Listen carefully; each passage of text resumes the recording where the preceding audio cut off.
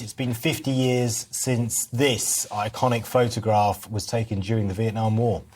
Yes, a girl running directly towards the photographer Nick Utt's camera, fleeing a deadly napalm attack. Yeah, we're joined now by a war photographer, Lalage Snow. Lalage, very good morning to you. Really good to have you with us. First of all, just we want to talk about your photography in just a moment, but just tell us why this particular photograph that's been called the Napalm Girl photograph, what makes it so famous, or rather infamous? Well, I think on a very basic level, it's an extraordinary image of a young girl fleeing a horrific conflict and a horrific. She'd been made napalmed. The whole of her back was burning.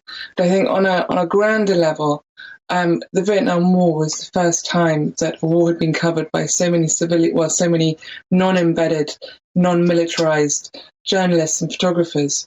And this image, I think, really screams for engagement from the audience.